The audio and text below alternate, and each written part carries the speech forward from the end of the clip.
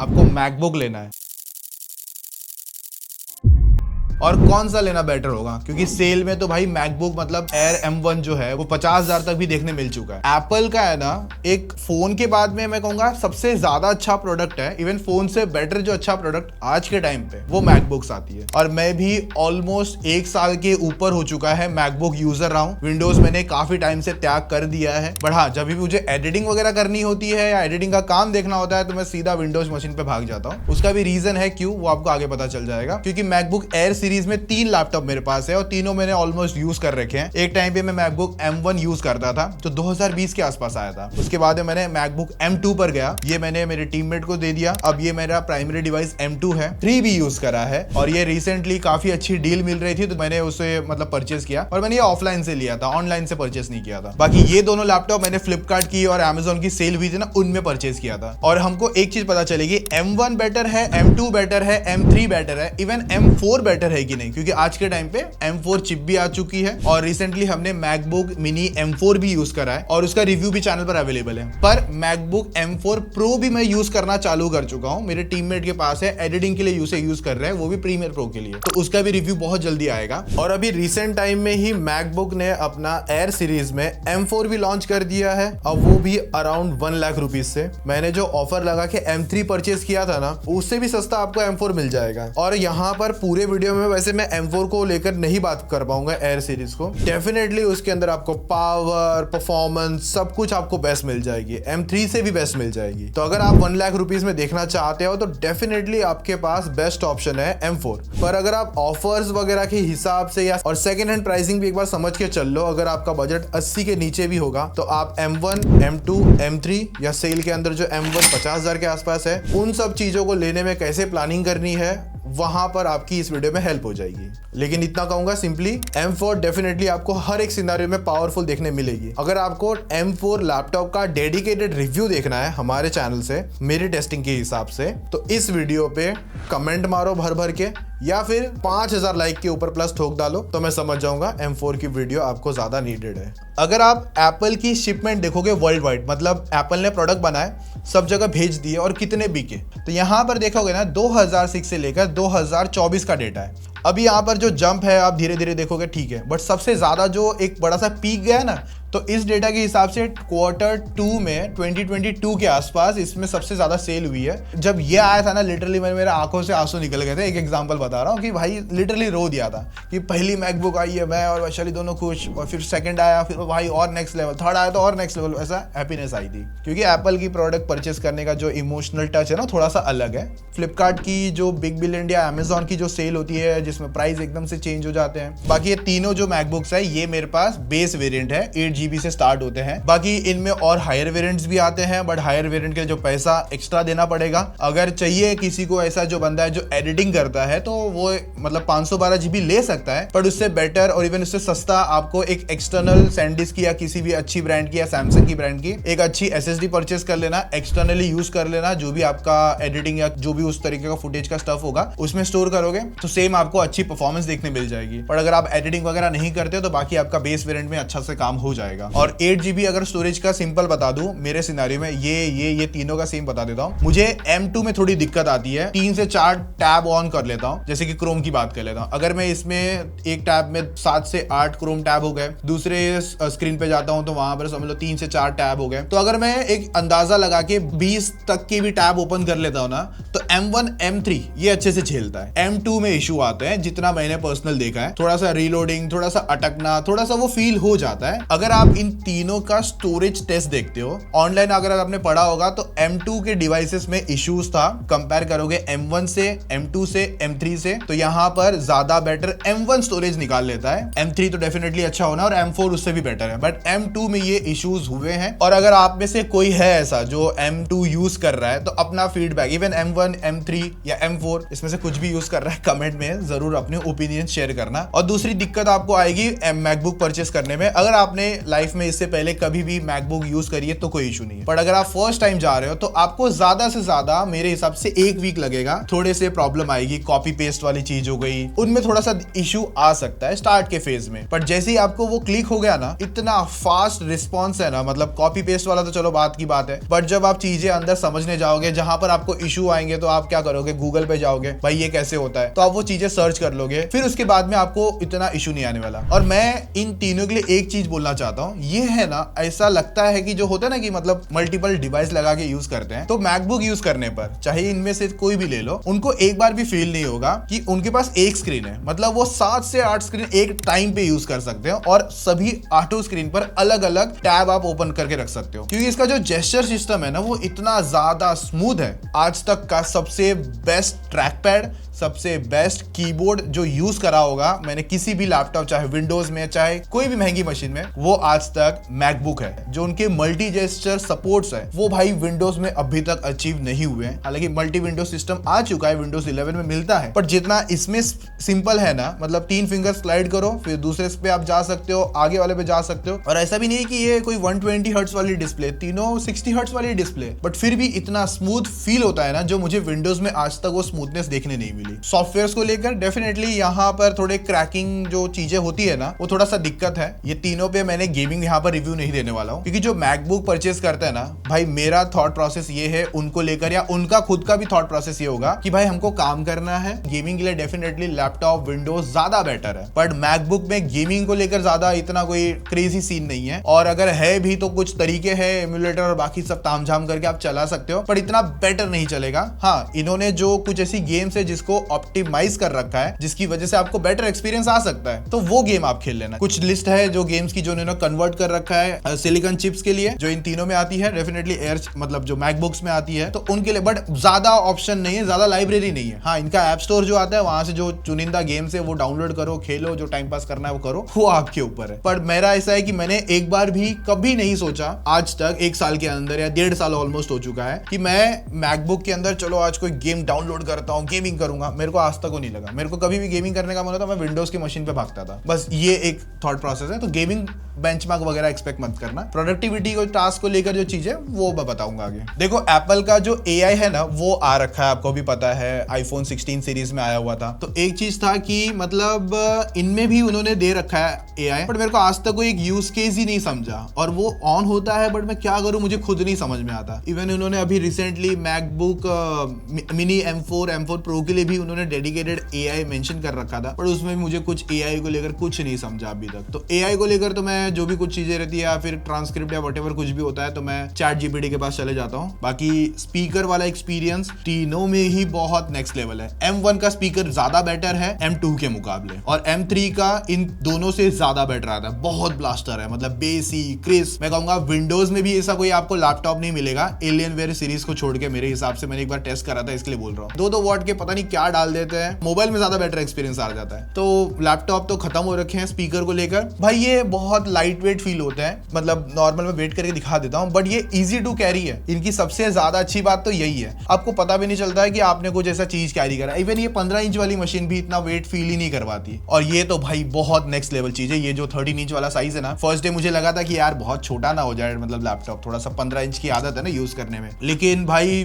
2 दिन फील हुआ रहेगा ज्यादा से ज्यादा, उसके बाद तो कभी फील नहीं हुआ। हाँ, मैकबुक M1 में ना आपको एक बड़ा सा बार मिल जाता है, जो कि होता ही है, बट M2 के अंदर, M3 के अंदर, उसके आगे वाले जो भी है M2 के आगे वाले, उनमें ना नॉच दे दिया है। तो फायदा ये होता है हल्का सा कि आपको एक एरिया ऊपर चले जाता है, जो कि इसमें वो चीज नहीं है। पर अगर आप इतना, मतलब डील ब्रेकिंग चीज नहीं है वो, फ्रैंकली बोलूंगा। हालांकि जो नॉच है ना, वहां से अगर आप अपना क्रॉसहेयर घुमाओगे ना, तो क्या होना चाहिए सॉफ्टवेयर के हिसाब से कि वो नॉच मतलब वहां पे अटक जानी चाहिए या फिर साइड होनी चाहिए, लेकिन वो पार हो जाती है उस चीज को लेकर। हालांकि एक चीज अच्छा भी है, क्योंकि अगर कुछ लोग ऐसे स्टक हो जाएंगे तो फिर उनको इशू होगा, भाई मेरा क्रॉसहेयर कहाँ गया, तो वो एक रहता है। बट बाकी M2 M3 में आपको ना Pogo pin connecting charging pin मिलती है इनको चार्ज करने के लिए। हालांकि आप इनकी दोनों जो टाइप C आती है तीनों के अंदर, उसके थ्रू भी चार्ज कर सकते हो, क्योंकि थंडरबोल्ट 4 पोर्ट्स आती है। इससे आप डिस्प्ले आउटपुट भी ले पाओगे, इससे आप अपना एडिशनल डिस्प्ले भी कनेक्ट कर सकते हो। और बाकी तीनों के अंदर 3.5 mm जैक का पोर्ट आता है। दूसरी तरफ इन तीनों का ना पतला होने का रीजन एक है, क्योंकि बड़े जो टाइप ए पोर्ट आते हैं ना, वो इन तीनों में नहीं है। आप अलग से डोंगल वोंगल खरीदो तो आप लगा पाओगे। दूसरी चीज, इन तीनों के अंदर इंटरनल फैन नहीं है, तो जिसकी वजह से जब हैवी टास्क होता है या कुछ ऐसी परफॉर्मेंस वाली चीज आती है, तो जैसे कि विंडोज मशीन में कैसा वो हेलीकॉप्टर की तरह भोंग करके घूमता है, वो इन तीनों में होता ही नहीं है क्योंकि फैन ही नहीं है अंदर। लेकिन बिना फैन के अंदर भी ये थर्मल्स इतनी अच्छे से मेंटेन करते हैं। उसके बाद में पावर डिलीवरी भी बहुत अच्छे से निकालते हैं, जो आपको आगे पता चल ही जाएगा। पता नहीं कैसे अचीव करा है इन्होंने, सिलिकॉन चिप पे क्या जादू घोला है, डोंट नो। और मेरे को ऐसा लगता है 5 साल के बाद में सिलिकॉन चिप है ना मार्केट में ना बोलते ना खत्म करने वाली है, मतलब ये दूसरी चिप्स को लेकर। अभी का तो देखो ऐसा है कि जीपीयू का काम हो गया, एनपीयू का काम हो गया, या अपना सीपीयू का जो प्रोसेसिंग का काम हो गया, वो सारा अभी आपको एक ही सिलिकॉन चिप पे देखने मिल रहा है, M2 जो फिलहाल इसके अंदर है। बट ऐसा हो सकता है या ऐसा चीजें सुनी है मैंने या देखी पढ़ी है कि 2 साल या 3 साल पकड़ लो, अलग से एक डेडिकेटेड जीपीयू भी प्लान कर रहा है एप्पल, जहां पर डेफिनेटली ग्राफिक का काम पूरा डिवाइड हो जाएगा। तो प्रोसेसिंग के पास मतलब प्रोसेसर के पास ज्यादा पावर बचेगी, और अपना अलग से जो एप्पल जीपीयू लाएगा उसमें तो डेफिनेटली वो भी एक अलग मार्केट खत्म करने वाला है। ऐसा लगता है, खत्म तो नहीं कर सकते बट चीजें बेटर कर सकता है। बाकी तीनों M1, M2, M3 तो आते हैं। तीनों के अंदर सेम 8 कोर सीपीयू है, जहां पर उनकी क्लॉक स्पीड में थोड़ा सा चेंज है। डेफिनेटली जीपीयू में भी चेंज मिलता है। M1 में आपको 7 कोर जीपीयू है, फिर 10 कोर जीपीयू आता है, फिर M3 के अंदर 10 कोर जीपीयू है। सेम है, बस इनकी फ्रीक्वेंसी में थोड़ा सा चेंज हो सकता है, जो आपको आगे बेंचमार्क से पता चल जाएगा। बाकी वाईफाई कनेक्टिविटी अगर देखोगे तो आपको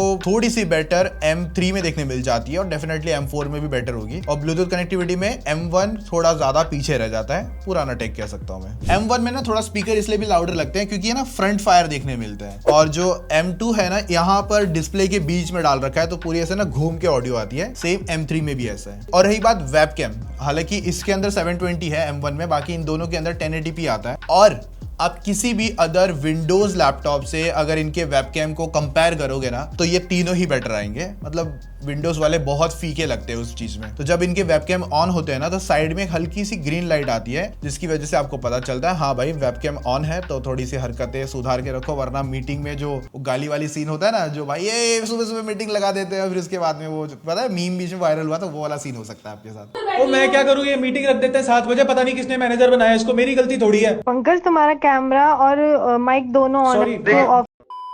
तो देखो ये अपना M1 है, और इसका माइक आपको आइडिया आएगा कि कैसा लग रहा है। और जब आगे मैं स्विच करूंगा M2 पर, यहाँ पे थोड़ी सी लाइटिंग अच्छी आ रही है, तो शायद ये बेटर हो सकता है। फॉर एग्जांपल मैं अगर इसी को आगे डाल दूं M1 को, तो अब आप ये 720 आता है वैसे भी, तो थोड़ी सी क्वालिटी चेंज होगी। बट वहीं पर M2 जो है वो आपको कुछ इस तरीके की क्वालिटी निकाल के देता है। और माइक भी डेफिनेटली मेरे हिसाब से तीनों का तो ऑलमोस्ट अच्छा ही है, बट हाँ ये थोड़ा बेटर होगा, हल्का सा ये बेटर होगा। M3 है ये, और इसकी क्वालिटी कुछ इस तरीके से। बट अगर मैं इसके सामने रखूँ तो ये M3 की क्वालिटी आती है।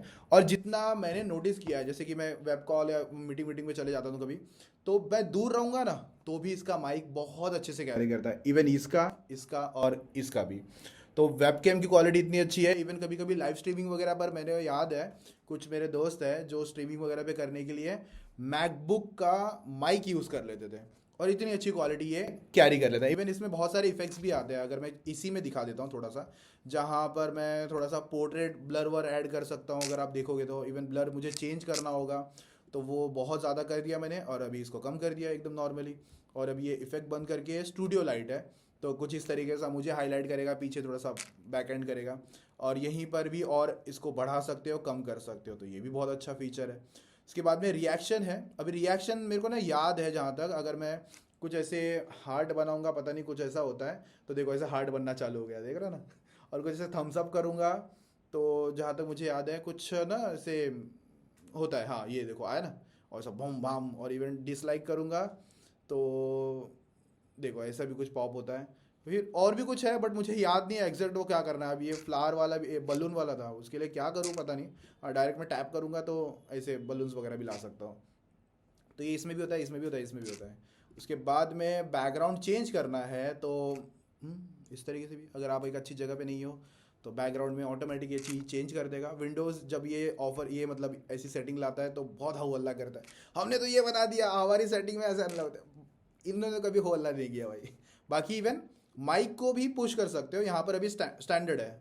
फॉर एग्जाम्पल बहुत सारा नॉइज़ है, तो आप वॉइस आइसोलेटेड पे ऑन कर लो, अब आपकी ऑडियो और ज़्यादा बेटर जाएगी। हालांकि मैंने अभी इसी पे करके दिखाया, बाकी सब पे सेम ही सेटिंग थी, तो मैं वो ऑन नहीं कर रहा हूँ, नॉर्मल स्टैंडर्ड पे आ जाता हूँ।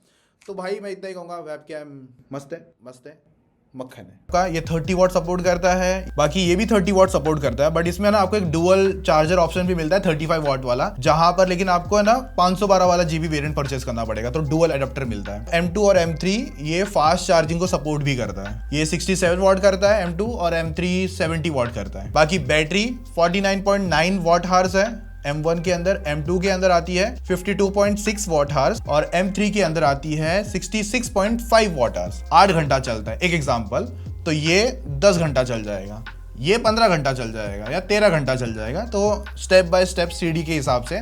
और M4 और थोड़ा बेटर चल जाएगा। अभी मेरा रियल केस सिनेरियो समझा देता हूँ। M1 को मैंने एक टाइम पे यूज करा था, 1.5 दिन तक बैटरी खत्म नहीं होती थी। अगर मैं इसमें ब्राउजिंग, कंटेंट देखता हूँ, वीडियोस देखता हूँ, स्पीकर पे देख रहा हूँ, तो ये 1 दिन के ऊपर तो आराम से, इवन 1.5 दिन तक भी बैटरी चला देता था। और इसका भी ऐसा है, लेकिन इसकी थोड़ी बीच में ना इशू हो गई थी। ये ना बीच में से बहुत गर्म हो रहा था अपने आप ही, मैं यूज ही नहीं कर रहा तो भी गर्म हो रहा था। पता नहीं क्या इशू था, मेरा तो ऐसा मन हो गया था इसको मैं बेचने निकला था एक टाइम पे कि भाई बेच रहा हूँ, कहीं फटफट के हाथ में ना आ जाए और मैं नया ले लूंगा कुछ अलग। मतलब इसमें एक अपडेट आई, मैंने जस्ट नॉर्मली वो अपडेट मार दी, पहले नहीं आई थी। पहले जो ये हीट हो रहा था, बैटरी एकदम से ड्रेन हो रही थी, मतलब ये 2-3 घंटे के अंदर खत्म हो जा रहा था, इतना बुरा हाल हो गया था। तो मैंने जब अपडेट मारा उसके बाद में सॉल्व है, मतलब इस बात को हो गया ऑलमोस्ट 2 महीने, 2-1.5 महीने हो चुके हैं ये इशू को। लेकिन हाँ, अभी इसकी भी बैटरी मैं अगर सिंपली बोलूंगा तो 1 दिन चल जाती है, बट M1 की बैटरी मुझे लगता है कि थोड़ी ज्यादा चलती है। और M3 बड़ा साइज है, अगर ये देख रहे हो मेरे पास 15 इंच वाला जो वेरिएंट है, तो इसकी और बैटरी ज्यादा चल रही है और ज्यादा अच्छा परफॉर्म कर रहा है। बैटरी को लेकर तो मुझे कोई इशू नहीं है। और मुझे ना थोड़ा सा कॉम्पैक्ट मशीन चाहिए थी, ज्यादा सब जायंट मॉन्स्टर, ये तो मतलब मेरी नहीं है, ये वैशाली का है, तो वो यूज करते हैं, तो वहां पर उनको बड़ा मशीन चाहिए, मतलब एक बड़ी डिस्प्ले चाहिए थी। मुझे ये आज भी कॉम्पैक्ट लगता है, मुझे बेस्ट लगती है, मेरे काम के हिसाब से बेस्ट है। मोस्ट ऑफ ये तीनों डिस्प्ले IPS ही है, पर ये आता है LED बैकलाइट के साथ में, और ये आते हैं लिक्विड रेटिना। अभी अगर एक सिंपल कंपैरिजन दिखाऊंगा, दोनों का डीप ब्लैक दिखाता हूं आपको, एक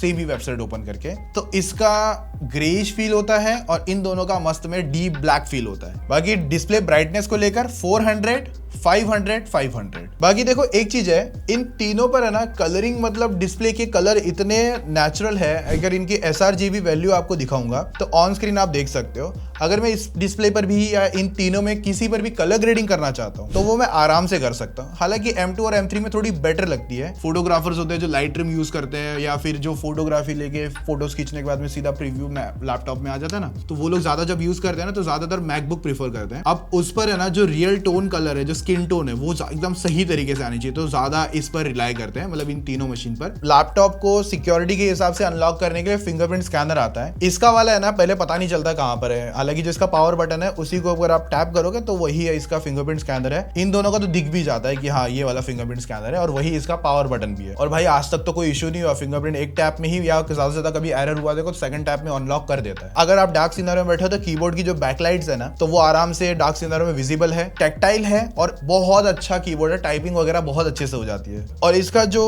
कीबोर्ड है, मतलब जो रिस्पॉन्स है, जो क्लिकीनेस है ना, जो बहुत ज्यादा अच्छा देखने मिलता है। दूसरी चीज, इसका ट्रैक पैड भी बहुत अच्छा है, तीनों का ही मैं कहूंगा। इसका तो भाई इतना बड़ा ट्रैक पैड है ना, मतलब मैं देख के वो लगता है कि वो फोन आ जाएगा इसके अंदर, इतना बड़ा ट्रैक पैड फील होता है। अगर मैं M2 और M3 के साथ, मतलब जो इनकी साइज डिफरेंस है उसमें थोड़ा सा दिखाता हूँ, तो इस पर है ना एक हल्का सा हैप्टिक डाल रखा है, वाइब्रेशन मोटर डाली है, तो अगर आप टैप भी करते हो ना तो ऐसा लगेगा कि आपने टैप करा है, जबकि वो हल्का सा बस वाइब्रेशन फीडबैक आता है। और ये जो ग्लास का रिस्पॉन्स है वो बहुत अच्छा है, मल्टी जेस्चर भी अच्छे से है, जैसे मैंने स्टार्ट में बता दिया है। और जस्ट एक चीज, जिनको मैक में लगता है ना कि राइट क्लिक नहीं होता, तो जस्ट बता देता हूँ, दोनों फिंगर एक साथ टैप करना, राइट क्लिक ओपन हो जाता है। अभी थोड़ी सी ना पावर को लेकर जान लेते हैं, एकदम सिंपल वे में समझाऊंगा, ज्यादा ऐसे कॉम्प्लिकेशन नहीं रखूंगा। अभी सबसे पहले अगर देखते हैं इनके M1 फास्टर, 2, 3 कौन सा फास्टर है, और 4 तो नंबर में लगा के चल लेना। अगर ये बेटर स्कोर दे रहा है तो डेफिनेटली 4 तो और बेटर दे ही रहा है। स्टोरेज का मैंने आपको पहले ही बता दिया, मुझे M1 में थोड़ी बेटर लगने मिल रही है, M3 में भी बेटर मिल रही है, 2 में थोड़ी सी कम है। इसके स्कोर भी देखोगे ना, वो आपको कम दिखने मिल रहे हैं, और वो इशू नजर आता है जब आप मल्टी ब्राउजर वगैरह ओपन कर लेते हो, कॉपी पेस्ट में भी फील होता है कभी कभी। दूसरा फिर इसी तरीके का आर्मर डिस्क मार्क था, वो इसमें भी अगर आप स्कोर देखोगे तो M2 के ही कम देखने मिलते हैं।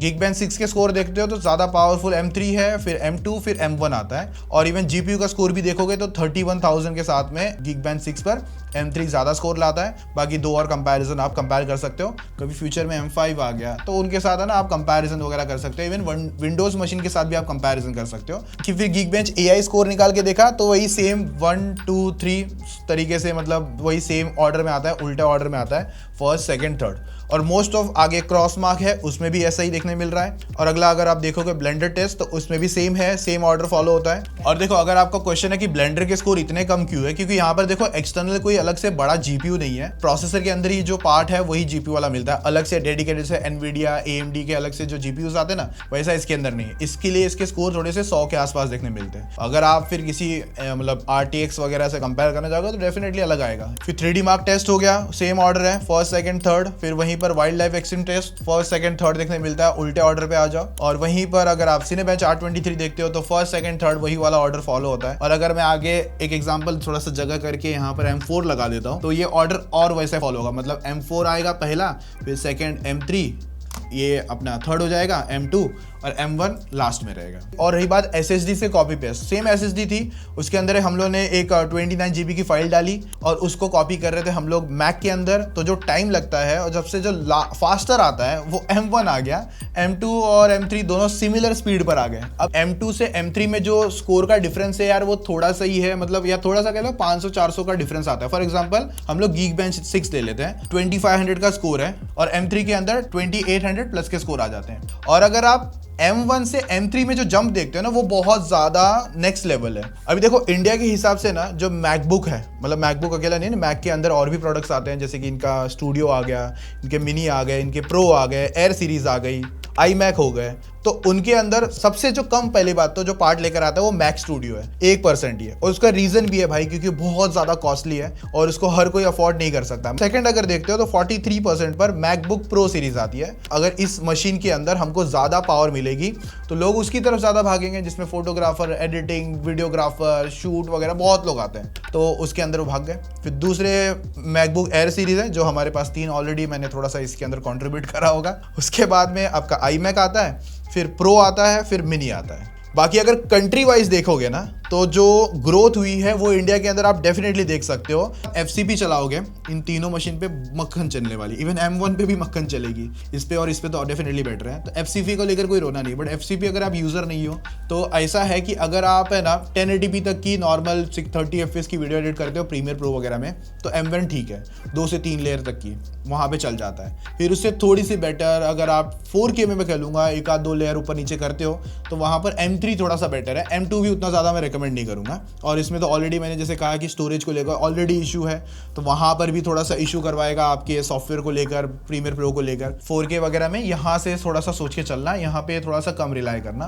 M1 थोड़ा सा करवा देगा, ऐसा नहीं कि नहीं करवाएगा, पर थोड़ा सा इशू आ सकता है। अगर आप शॉर्ट्स वगैरह बना रहे हो 4K तक का तभी भी ये झेल लेगा, कोई इशू नहीं है। और इनमें ना ये इशू भी नहीं है कि अगर आप पावर लगा के ही यूज़ करोगे तो ही आपको बेटर परफॉर्मेंस मिलेगा, जैसे कि विंडोज़ मशीन में होता है, वो इशू नहीं है। इनमें आप बिना पावर के कुछ भी चलाओ, कहीं भी चलाओ, टॉप नॉच परफॉर्मेंस निकाल के जो डिजर्व करता है। जैसे कि चार्जिंग में जितनी परफॉर्मेंस देगा सेम आपको नॉन चार्जिंग में भी उतनी परफॉर्मेंस देगा, मतलब प्लग बिना किए।